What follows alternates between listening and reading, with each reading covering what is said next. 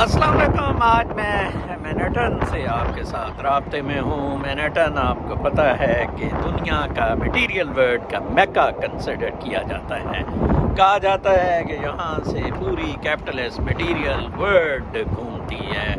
اور اس میں مجھے ایڈگر ایلن پو کا وہ کال یاد آ جاتا ہے کہ ایڈگر ایلن پو ادھر جب آیا فارم ہاؤس تھا اس کا 80th اسٹریٹ میں ہے. مجھے انٹرسٹ ہے کسی وقت جا کے میں وہاں بھی دیکھوں گا اسے.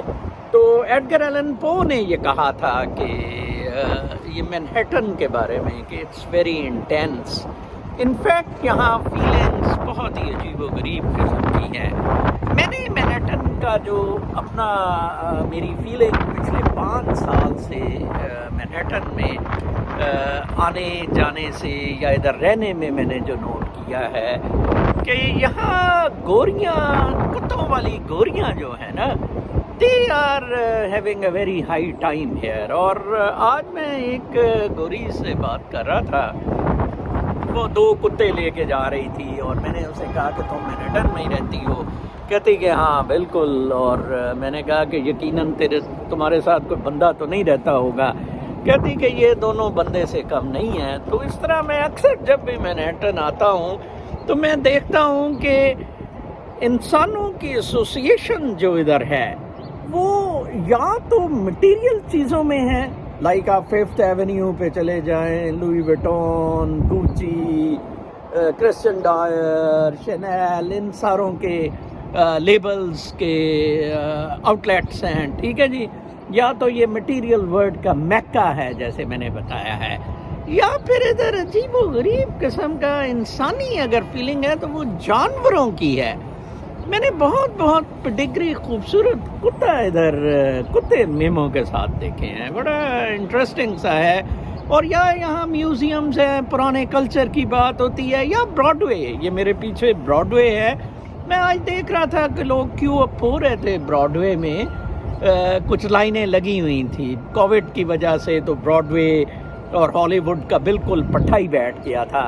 لیکن اب کچھ پھر تھوڑے حالات بہتر ہوئے ہیں اور دوبارہ ایک ٹورسٹ اٹریکشن بھی مینہٹن میں دوبارہ ہوئی ہے.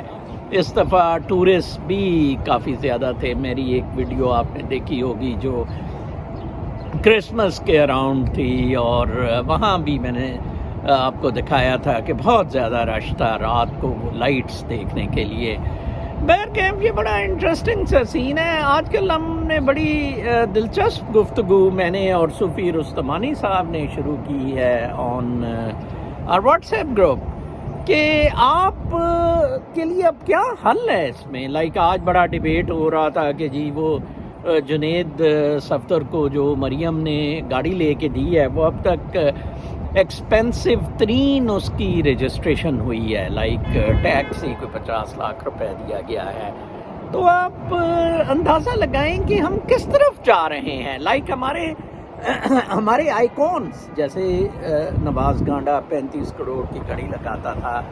تو I really feel to understand. یہ دنیا جو میں دیکھ رہا ہوں یہ یکسر بدل رہی ہے. میں نے 37 states united states of America کی دیکھی ہیں، امریکہ کی، اور میں آپ کو یقین کروں these people are going back to the natural way of life, natural world. ٹھیک ہے، ادھر بھی آپ جگہ جگہ آرگینک فوڈ کے کیفیز اور باقی ساری چیزیں دیکھیں گے.